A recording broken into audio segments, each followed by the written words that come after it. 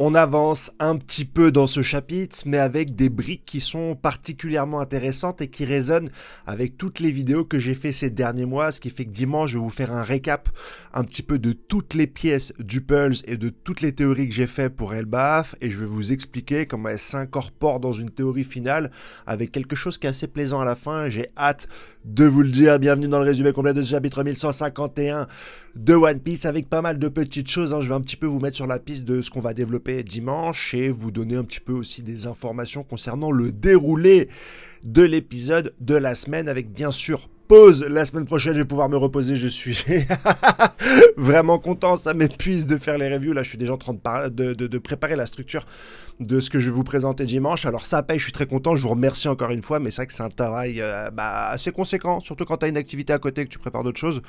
Mais on aime One Piece, c'est la passion. Ceux qui disent que je suis pas passionné, c'est que vous n'êtes pas là pour compter les heures de travail que je suis en train de faire.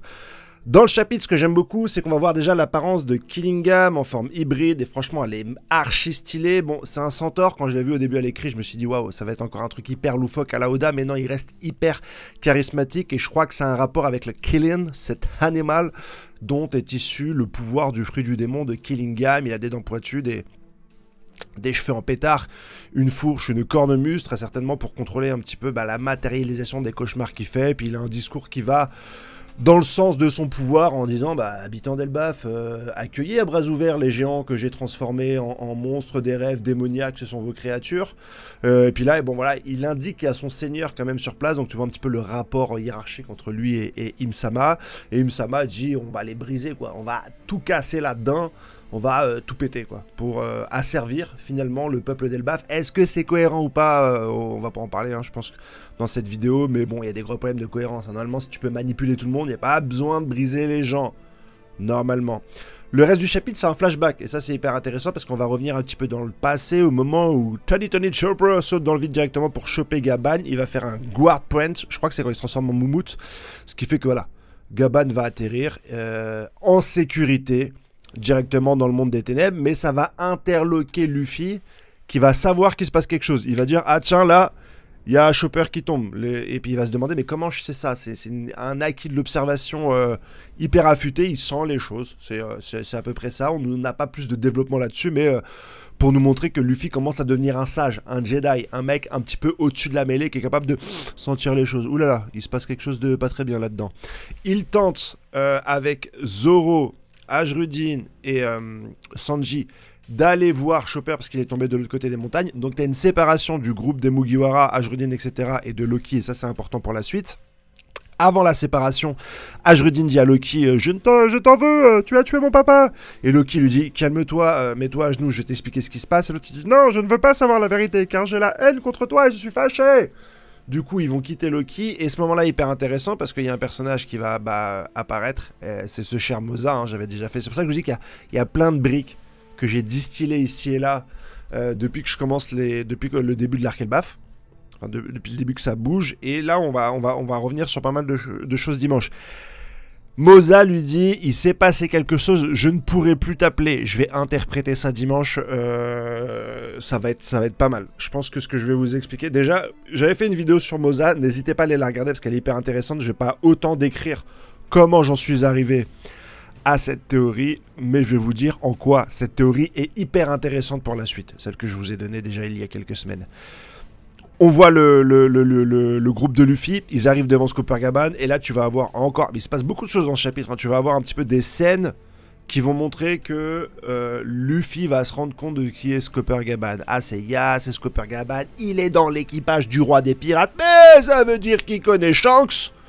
Donc tu vois, on va très certainement avoir des révélations sur Shanks à la fin de l'arc Elbaf, ou peut-être qu'il va lui dire finalement Ya ou Loki, parce que Loki aussi sait où est Shanks. Et j'ai même une théorie là-dessus que je vais vous en parler ce week-end. Ça, je pense juste au travail que je vais devoir établir pour vous faire cette vidéo dimanche. Ça va être chaud. Parce qu'en plus, je cours le 10 km Adidas de Paris dimanche matin. Je passe le permis en même temps, parce que j'ai toujours pas le permis. J'ai toujours habité sur Paris et j'ai pas le permis. Donc, je bois un peu de café, tu m'excuseras.